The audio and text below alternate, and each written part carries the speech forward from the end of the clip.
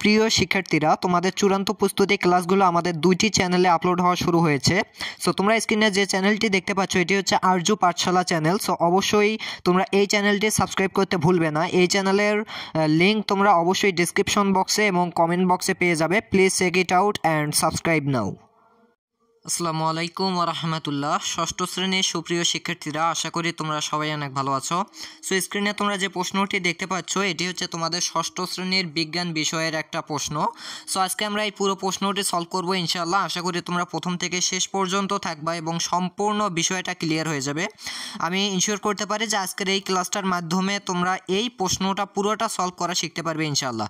So আমরা শুরু করতেছি, বাট তার আগে একটি কথা, সেটি হচ্ছে তোমরা যদি এই রিলেটেড চূড়ান্ত সাজেশন ক্লাসগুলো পেতে চাও তাহলে অবশ্যই আমাদের এই স্টুডেন্টস এডুকেশন ইউটিউব চ্যানেলটি সাবস্ক্রাইব করে, নিচে সাবস্ক্রাইব বাটন আছে, এখনই সাবস্ক্রাইব করে রাখো। ওকে, আমরা দেরি না করে শুরু করতেছি। প্রথমতই দেখো একটা বিষয়, সেটি হচ্ছে তোমাদের সময় হচ্ছে 3 ঘন্টা, অর্থাৎ 3 ঘন্টার মধ্যে এই পুরো প্রশ্নটি সলভ করতে হবে। অর্থাৎ সলভ করা মানে তোমাকে লিখতে হবে খাতায়। আর অপরদিকে হচ্ছে পূর্ণমান 100, অর্থাৎ সবগুলো প্রশ্ন মিলে 100 মার্ক থাকবে। এগুলো তোমরা সবাই জানো। এর পরবর্তীতে দেখো ক বিভাগ থাকবে, খ, গ, ঘ, এইভাবে বিভাগ অনুযায়ী থাকবে। সো প্রথমত ক বিভাগে থাকবে হচ্ছে নৈবেত্তিক প্রশ্ন, যেখানে মোট নম্বর হচ্ছে 25। তো এই নৈবেত্তিকের মধ্যে দুইটা পার্ট থাকবে, এটা তোমরা সবাই জানো। একটা হচ্ছে এমসিকিউ পার্ট আর একটা হচ্ছে এক কথায় উত্তর পার্ট। সো আমরা প্রথমত আগে এই 25 নম্বরটা কভার করে নেই, কী উত্তরগুলো হবে। সো প্রথমেই তোমরা এই যে এমসিকিউগুলো দেখতে পাচ্ছ, আমরা এই এমসিকিউগুলো সমাধান করব। সো সমাধান করার ক্ষেত্রে তোমাদের জন্য আমি স্পেসিফিকভাবে উত্তরগুলো লিখে রেখেছি, সেগুলো একটু শো করাই। সো হয়তো তোমরা এই পাশে দেখতে পাচ্ছ, যদি তোমরা দেখতে না পারো 480p দিয়ে দেখো, দেখতে পারবা। সো লক্ষ্য করে এই পাশে আমি উত্তরগুলো নিয়েছি। এখন আমরা এমসিকিউ প্রশ্নগুলো অ্যান্সার করব। ওকে, 1 নম্বর প্রশ্নে দেখো বলা হয়েছে কি, যে 1 নম্বর প্রশ্নে বলা হয়েছে যে প্রতি সেকেন্ডে আলোর বেগ কত কিলোমিটার, অর্থাৎ প্রতি সেকেন্ডে, এটা বিজ্ঞান প্রশ্ন তো। সো আলোর বেগের কথা বলা হয়েছে। সো আলোর বেগ প্রতি সেকেন্ডে কত মিটার একটু লক্ষ্য করো। সো এই পাশে দেখো উত্তর কিন্তু দেওয়া আছে যে ক নম্বর উত্তর হবে, অর্থাৎ 3 লক্ষ। ওকে, 3 লক্ষ কিলোমিটার, অর্থাৎ আলো প্রতি সেকেন্ডে 3 লক্ষ কিলোমিটার পথ অতিক্রম করে। অত্যন্ত দারুণ ব্যাপার। ওকে, 2 নম্বর প্রশ্নে দেখো বলা হয়েছে যে কোনটি যৌগিক একক। এখন যৌগিক একক কি, দেখো সেকেন্ড, মিটার, বর্গমিটার, কেলভিন। সো উত্তর কি হবে, গ নম্বর। ওকে, বর্গমিটার, যেহেতু এটা একটা যৌগিক বর্গ, মানে এটা কিন্তু দুটো দৈর্ঘ্য গুণ করার পর একটা বর্গ হয়ে যায়। ওকে, সো এটা হচ্ছে স্কোয়ার, তার মানে এটা একটা যৌগিক। এবার লক্ষ্য করো 3 নং প্রশ্নে বলা হয়েছে যে পৃথিবীকে ঢেকে রেখেছে কোনটি। দেখো তো কোনটি ঢেকে রেখেছে, আকাশ, গ্রহ, নক্ষত্র, সূর্য। তাহলে কিন্তু এটা অবশ্যই হবে আকাশ। আকাশ কি, পৃথিবীর চাদর, অর্থাৎ পৃথিবীকে পুরোভাবে ঢেকে রেখেছে। এরপরে লক্ষ্য করো 4 নং প্রশ্নে বলা হয়েছে যে সবচেয়ে ছোট গ্রহ কোনটি, সূর্য, বুধ, শুক্র, শনি। সো এই ক্ষেত্রে দেখো উত্তর হবে খ নম্বর। ওকে, তাহলে বুধ। বুধ হচ্ছে সবচেয়ে ছোট গ্রহ। ওকে, এরপরে দেখো 5 নং প্রশ্নে বলা হয়েছে যে সূর্য কি। দেখো তো সূর্য একটা গ্রহ, উপগ্রহ, নক্ষত্র নাকি ব্ল্যাক হোল। সো এই ক্ষেত্রে উত্তর কি হবে, গ নম্বর, অর্থাৎ নক্ষত্র। ওকে, সূর্য একটা নক্ষত্র, সূর্য এক ধরনের নক্ষত্র। 6 নম্বর প্রশ্নে দেখো বলা হয়েছে যে বেগ হ্রাস পেলে যে ত্বরণ হয় তাই কিন্তু আমরা কি বলতে পারি, দেখো ধনাত্মক ত্বরণ, সরল ত্বরণ, জটিল ত্বরণ, মন্দন। সো এই ক্ষেত্রে উত্তর অবশ্যই হবে খ নম্বর, অর্থাৎ বেগের যদি হ্রাস ঘটা, ক্রমশ কমে যায়, তাহলে সেখানে মন্দন সাধিত হয়। আর যদি বৃদ্ধি পায় তাহলে সেটা আমরা শুধু বলি ত্বরণ বা ধনাত্মক ত্বরণ। ওকে, এরপরে দেখো নিচে একটা ছবি দেওয়া আছে এবং এই ছবি থেকে নিচে 7 এবং 8 নং প্রশ্নের অ্যান্সার করতে হবে। সো আমরা এখন এইটা করতেছি, বাট তার আগে ছবিটা একটু ভালোভাবে পর্যবেক্ষণ করো যে এইখানে কিন্তু একটা হাউস, বাট এইটা কিন্তু আমরা দেখতে পাচ্ছি যে কাঁচের একটা ঘর। সো তার মধ্যে আমরা কিছু সবজির চাষ দেখতে পাচ্ছি এবং উপরে সূর্য দেখতে পাচ্ছি এবং সূর্যের আলো এই হাউসের মধ্যে ঢুকতেছে, বার হতে পারছে না। জাস্ট এটা কিন্তু তোমাদেরকে আগে চিন্তাধারার ক্ষেত্রে আনতে হবে যে এটা শো করতেছে। এখন লক্ষ্য করো 7 নং প্রশ্নে কি বলা হয়েছে, বলা হয়েছে যে উল্লেখিত ঘরটির নাম কি। তো আশা করি বুঝতে পেরে গেছো, অবশ্যই এটাকে বলা হয় গ্রিন হাউস। ওকে, এটাকে বলা হয় কি, গ্রিন হাউস। এগুলো কিন্তু শীতপ্রধান দেশে সাধারণত করা হয়, যেখানে সূর্য খুব কম ওঠে, সেখানে এই পদ্ধতিতে ফসল চাষাবাদ করা হয়, অর্থাৎ কাচের ঘর এটা এক ধরনের।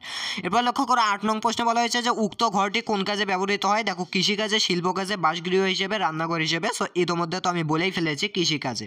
ওকে, সো এটা কিন্তু অবশ্যই কৃষিকাজে ব্যবহৃত হয়। ওকে, 9 নং প্রশ্নে দেখো বলা হয়েছে যে কোনটি ভৌত পরিবর্তন। এখন ভৌত পরিবর্তন আর রাসায়নিক পরিবর্তন দুইটা কিন্তু ভিন্ন জিনিস। সো ভৌত পরিবর্তন কোনটা, দেখো ফল পেকে যাওয়া, ফল পচে যাওয়া, মরিচা পড়া, কাঁচ ভাঙ্গা। সো এক্ষেত্রে দেখো 9 হবে ঘ নম্বর, অর্থাৎ কাঁচ ভাঙ্গা। এটা কি, এটা একটা ভৌত পরিবর্তন, বাট এগুলো কিন্তু রাসায়নিক পরিবর্তন। ওকে, এরপর লক্ষ্য করো 10 নং প্রশ্নে বলা হয়েছে যে কোনটির ঘনত্ব কম কোনটি। দেখো তো সোনা, রূপা, অক্সিজেন, পারদ। তাহলে আশা করি বুঝতে পেরেছ, অবশ্যই কিন্তু অক্সিজেন, যেহেতু এটা একটা গ্যাস আর গ্যাসের ঘনত্ব অত্যন্ত কম, সোনার ঘনত্ব অনেক বেশি, রূপার বেশি, পারদেরও অনেক বেশি। ওকে, 11 নং প্রশ্নে দেখো বলা হয়েছে যে সপুষ্পক মানে যাদের ফুল ফোটে, সো এইসব উদ্ভিদ কোনটি? দেখো মশ, ফার্ন, স্বর্ণলতা, ধান। তাহলে 11 নম্বরের অ্যান্সার হবে ঘ নম্বর, অর্থাৎ ধান। ধান একটা সপুষ্পক, ধানের কি হয়? ফুল ফোটে। ওকে, 12 নং প্রশ্ন থেকে বলা হয়েছে যে নিচের কোনটি নতুন চারা গাছের জন্ম দিতে পারে? সো ফুল বীজ, ডিম্বক ফল। সো এক্ষেত্রে দেখো উত্তর কি হবে? এই পাশে কিন্তু দেয়াই আছে যে বীজ। বীজ হচ্ছে কি আমাদের নতুন চারা গাছ জন্ম দিতে পারে, একমাত্র বীজ দিতে পারে। ওকে, এরপর লক্ষ্য করে এটা হচ্ছে আমাদের গেল কত নম্বর? 12 নম্বর। তাহলে এখন আমরা চলে যাচ্ছি প্রশ্ন নং 13-তে। সো লক্ষ্য করো প্রশ্ন নং 13 এখানে বলা হয়েছে যে হুইল চেয়ার ওঠানোর জন্য যান্ত্রিক সুবিধা কমপক্ষে কত হওয়ার প্রয়োজন? সো লক্ষ্য করো 12, 24, 6, 18। সো এক্ষেত্রে উত্তর হবে ক নম্বর, অর্থাৎ 12 হওয়া প্রয়োজন। এরপর দেখো 14 নং প্রশ্ন বলা হয়েছে যে বায়ুর নিম্নচাপ নিচের কোনটি নির্দেশ করে? দেখো ঝড় বৃষ্টি, সুনামি, ভূমিকম্প, খরা। সো এক্ষেত্রে উত্তর হবে, দেখো এখানে কি বলা হয়েছে? ঝড় বৃষ্টি। ওকে, ঝড় বৃষ্টি নির্দেশ করে। ওকে, 15 নং প্রশ্নে দেখো বলা হয়েছে যে জলবায়ুর প্রধান উপাদান কতটি? দেখো 1টি, 2টি, 3টি, 4টি। সো উত্তর হবে 2টি। ওকে, জলবায়ুর প্রধান উপাদান হচ্ছে 2টি। তাহলে উত্তর খ নম্বর। ওকে, এরপরে দেখো এক কথায় উত্তর আছে। সো এখন আমরা এক কথায় উত্তরগুলো দেখে নেব। এখানে 10টাতে 10 মার্ক পেয়ে যাবে, স্কিপ করার কোনো বুদ্ধি নেই, 10টাই তোমাদেরকে ভালোভাবে আয়ত্ত করতে হবে। সো এক কথায় উত্তরের প্রথম যে প্রশ্নটা 16 নম্বর, সেইটাতে বলা হয়েছে যে সূর্যকে ঘিরে ঘুরছে কতটি গ্রহ? অত্যন্ত সহজ একটা প্রশ্ন, অবশ্যই 8টি গ্রহ। এরপর লক্ষ্য করো 17 নং প্রশ্ন বলা হয়েছে যে উর্সা মেজর কি নামে পরিচিত? সো এটা হচ্ছে বড় ভাল্লুক নামে পরিচিত। কি নামে পরিচিত? বড় ভাল্লুক। ওকে, 18 নং প্রশ্নে বলা হয়েছে যে টারবাইন দিয়ে কি উৎপাদন করা হয়? টারবাইন দিয়ে বিদ্যুৎ উৎপাদন করা হয়। এই পাশে উত্তর আশা করে দেখতে পাচ্ছ। 19 নং প্রশ্নে বলা হয়েছে যে 1 সেন্টিমিটার সমান কত মিলিমিটার? অবশ্যই 10 মিলিমিটার। 20 নম্বরে বলা হয়েছে যে প্রকৃতিতে আমাদের জন্য অত্যন্ত নিখুঁত পরিমাণ কোন বল প্রয়োগ করার ব্যবস্থা রয়েছে? অবশ্যই মাধ্যাকর্ষণ বল বা অভিকর্ষ বল। এরপরে লক্ষ্য করে 21 নং প্রশ্নে বলা হয়েছে যে বৃষ্টিপাত পরিমাপক যন্ত্রের নাম কি? অবশ্যই রেইন গজ। এটাই হচ্ছে কি বৃষ্টি পরিমাপক যন্ত্র।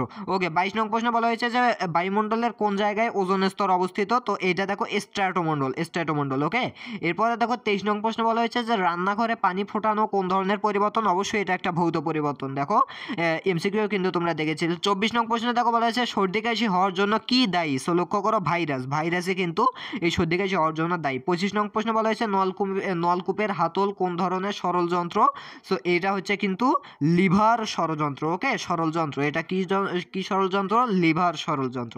সো এই ছিল হচ্ছে তোমাদের এক কথায় উত্তর। এর পরবর্তীতে তোমরা কি লক্ষ্য করতেছো? এর পরবর্তীতে লক্ষ্য করতেছো হচ্ছে কিছু 20 মার্কের প্রশ্ন আছে এবং এইখানে হচ্ছে প্রতিটিতে 2 মার্ক করে আছে। 10টি থাকবে, 10টিতে 20 মার্ক, স্কিপ করার কোনো উপায় নেই, 10টি পড়তে হবে। তাহলে এখন লক্ষ্য করে এখানে হচ্ছে খ বিভাগ, এটা হচ্ছে খ বিভাগ সংক্ষিপ্ত উত্তর প্রশ্ন, অর্থাৎ সংক্ষেপে প্রশ্নের উত্তর দিতে হবে। এখন এইখানে লক্ষ্য করে এইখানে কিন্তু কি দেওয়া আছে? তোমাদের প্রশ্নগুলো দেওয়া আছে। সরি, এখানে হচ্ছে 10টি প্রশ্নই দেওয়া আছে। হ্যাঁ, 10টি প্রশ্নই দেওয়া আছে। সো এই 10টি প্রশ্নের অ্যান্সার করতে হবে। সো আমি অ্যান্সারগুলো তোমাদেরকে দেখাচ্ছি, স্পেসিফিকভাবে তোমাদের জন্য লিখে রেখেছি, বাট তার আগে প্রশ্নগুলো হালকা করে একটু চোখ বুলিয়ে নিই। সো দেখো প্রথম যে প্রশ্নটি সেটি হচ্ছে সূর্যকে নক্ষত্র বলা হয় কেন? পরন্ত বস্তু সূর্যকে স্পর্শ না করে বল প্রয়োগ করা সম্ভব, এরকম কয়েকটি বলের উদাহরণ দাও। বায়ুচাপ বলতে কি বোঝো? এমন দুটি বৈশিষ্ট্য উল্লেখ করো যার ভিত্তিতে চিত্রের জীবটিকে অমেরুদণ্ডী বলা যায়। সো জীবটি কি ছিল? এটা হচ্ছে প্রজাপতি। মনে রাখবা, এটা ছিল প্রজাপতি। 6 নং প্রশ্নে বলা হয়েছে লোহার ঘনত্ব পানি অপেক্ষা বেশি। সো এইভাবে 10টা প্রশ্ন কিন্তু আছে এইখানে, এই 10টার অ্যান্সার এখন আমরা দেখে নেব। সো যেহেতু আমি তোমাদের জন্য স্পেসিফিকভাবে লিখে রেখেছি, সো আমি সেখান থেকেই তোমাদেরকে দেখাতে চাচ্ছি। সো লক্ষ্য করো এইখানেই কিন্তু তোমাদের জন্য আমি লিখে রেখেছি। ওকে, একদম কিন্তু সেই 10টি আছে। প্রথম প্রশ্ন কি ছিল? সূর্যকে নক্ষত্র বলা হয় কেন? সো লক্ষ্য করো সূর্য একটি উজ্জ্বল নক্ষত্র। কেন? কারণ হচ্ছে বিস্ময়কর এই মহাবিশ্বে সূর্য তার নিজস্ব আলোয় আলোকিত। এরপরে দেখো সূর্য একটি জ্বলন্ত গ্যাস পিণ্ড বা হিলিয়াম ও হাইড্রোজেন গ্যাস দিয়ে তৈরি। শুধু তাই নয়, এই গ্যাস অতি উঁচু প্রায় 6000 ডিগ্রি সেলসিয়াস তাপমাত্রায় জ্বলছে। সূর্য থেকে পৃথিবী সহ অন্যান্য গ্রহ ও উপগ্রহ আলো নিয়ে আলোকিত হয়।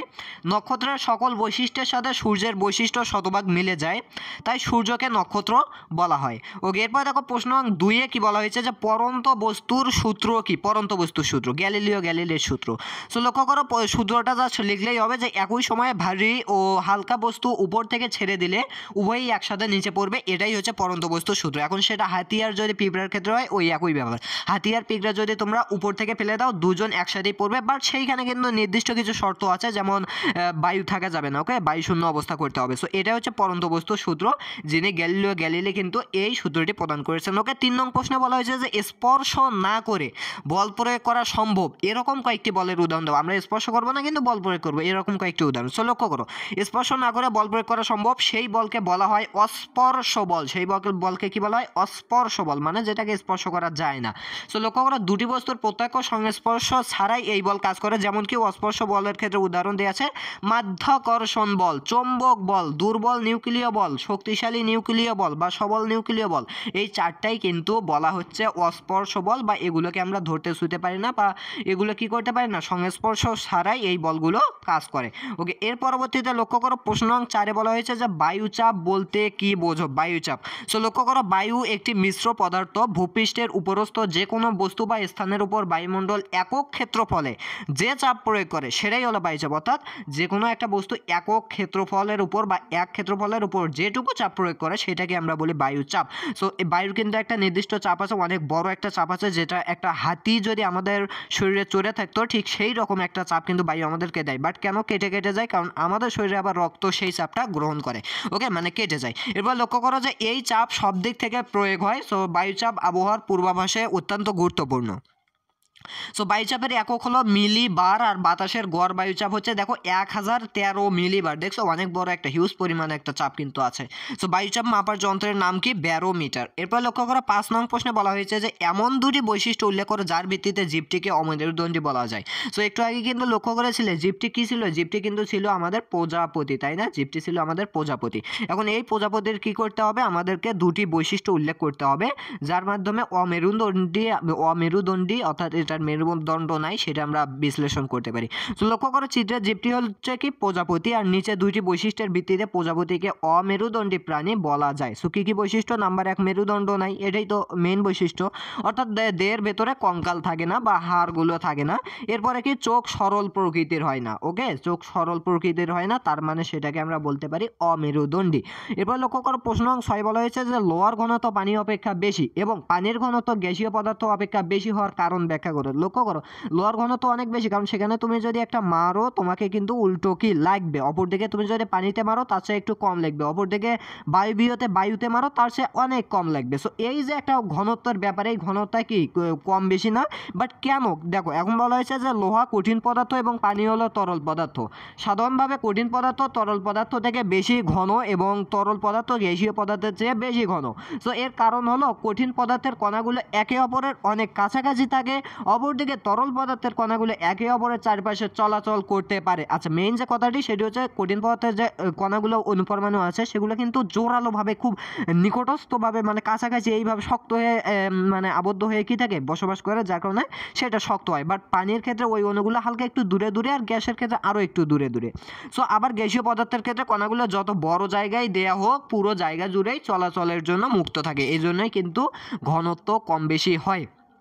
আশা করি ক্লিয়ার। ওকে, এরপর লক্ষ্য করো, 7 নং প্রশ্ন বলা হয়েছে যে যান্ত্রিক সুবিধার একক নেই কেন? যান্ত্রিক সুবিধার একক নেই। এখন লক্ষ্য করো, যান্ত্রিক সুবিধার একক নেই কারণ এটি হচ্ছে সমজাতীয় দুটি রাশির অনুপাত। যান্ত্রিক সুবিধা 1-এর থেকে বেশি, 1-এর সমান এবং 1-এর থেকে কম হতে পারে। যেহেতু এটি একই জাতীয় দুটি রাশির সরল অনুপাত, তাই এর কোনো একক নেই। এরপর লক্ষ্য করো, 8 নং প্রশ্ন বলা হয়েছে যে ক্ষেত্রফল ও আয়তনের মধ্যে দুটি পার্থক্য লেখো। ক্ষেত্রফল এবং আয়তনের মধ্যে। সো লক্ষ্য করো, ক্ষেত্রফল ও আয়তনের মধ্যে দুটি পার্থক্য নিম্নরূপ দেওয়া আছে। নাম্বার 1 হচ্ছে ক্ষেত্রফল হলো দৈর্ঘ্য প্রস্থের গুণফল, অপরদিকে আয়তন হচ্ছে কিন্তু দৈর্ঘ্য প্রস্থ উচ্চতার গুণফল, এই তিনটার গুণফল লাগবে। 2 নম্বরে দেখো, ক্ষেত্রফলের একক বর্গমিটার আর আয়তনের একক হচ্ছে ঘনমিটার, এই দুইটা হচ্ছে পার্থক্য। ওকে, 9 নং প্রশ্নে দেখো বলা হয়েছে যে গ্রিন হাউস গ্যাস কমানোর উপায় কি? সো লক্ষ্য করো, গ্রিন হাউস গ্যাস কমাতে হলে বেশি করে গাছ লাগাতে হবে, পেট্রোল কয়লা তেল পোড়ানো যাবে না, নাইট্রোজেন যুক্ত সার ব্যবহার করা যাবে না, ব্যক্তিগত গাড়ির ব্যবহার কমাতে হবে। এর মাধ্যমে আমরা গ্রিন হাউস গ্যাসও কমাতে পারি। ওকে, সর্বশেষ যে প্রশ্নটি 10 নম্বর প্রশ্ন, সেইটাতে বলা হয়েছে যে কোনো পদার্থের গলনাঙ্ক ও হিমাঙ্কের তাপমাত্রা একই কেন? এবং লক্ষ্য করো, যে তাপমাত্রায় কোনো কঠিন পদার্থ তার অবস্থা পরিবর্তন করে তরলে পরিণত হয় সেই তাপমাত্রাকে ওই কঠিন পদার্থের গলনাঙ্ক বলে। গলনাঙ্ক কি? একটা কঠিন পদার্থ তরলে রূপান্তর হতে যে তাপমাত্রা লাগে সেটা হচ্ছে সেই গলনাঙ্ক। এরপর দেখো স্ফুটনাঙ্ক। স্ফুটনাঙ্ক কি? অর্থাৎ এই তরল পদার্থ আবার গ্যাসেতে রূপান্তর হতে যে তাপমাত্রা লাগে সেটা হচ্ছে কিন্তু সেই নির্দিষ্ট তাপমাত্রা বলা হয় স্ফুটনাঙ্ক। যে এখানে কিন্তু গলনাঙ্কের কথা বলা হয়েছে, অর্থাৎ কঠিন পদার্থ যে তাপমাত্রায় গলতে শুরু করে সেটা হচ্ছে গলনাঙ্ক। এবং লক্ষ্য করা, কঠিন পদার্থ সম্পূর্ণ তরলে পরিণত না হওয়া পর্যন্ত তাপমাত্রা স্থির থাকে। আবার যে তাপমাত্রায় কোনো তরল পদার্থ কঠিনে পরিণত হয় তাকে বলা হয় হিমাঙ্ক বা স্ফুটনাঙ্ক, আমি একটু আগে বললাম। সো এক্ষেত্রেও তরল থেকে কঠিনে পরিণত হওয়া পর্যন্ত তাপমাত্রা স্থির থাকে। অর্থাৎ কোনো কঠিন পদার্থকে তাপ দিলে যে তাপমাত্রায় গলতে শুরু করে, অপরদিকে তাপ অপসারণ করলে ওই একই তাপমাত্রায় পদার্থটি আবার জমতে শুরু করে, পানির ক্ষেত্রে বরফ হতে শুরু করে। সো তাই বলা যায় কোনো পদার্থের গলনাঙ্ক হিমাঙ্ক তাপমাত্রা একই। ওকে, আশা করি বুঝতে পেরেছো।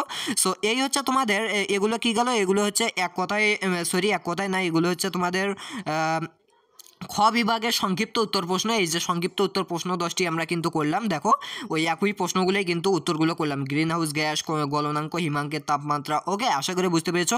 এরপরে আছে দেখো লক্ষ্য করে, এরপরে আছে হচ্ছে দৃশ্যপট বিহীন প্রশ্ন, দৃশ্যপট নির্ভর। বাট আজকের ক্লাসটা অনেক বড় ইতিমধ্যে হয়েছে। যদি নেক্সট পার্টটা পেতে চাও, অর্থাৎ দৃশ্যপট বিহীন দৃশ্যপট নির্ভরগুলো পেতে চাও, তাহলে কমেন্ট করে জানাও আর অবশ্যই সাবস্ক্রাইব করে রাখো। ওকে, কমেন্ট করে জানাতে ভুলবে না যে নেক্সট পার্ট চাচ্ছ কি না। সো দেখা হচ্ছে নেক্সট ভিডিওতে। সবাই সে পর্যন্ত ভালো থাকবে, সুস্থ থাকবে, সবার দীর্ঘায়ু কামনা করে আজকের ভিডিও এখানে শেষ করছি। আল্লাহ হাফেজ।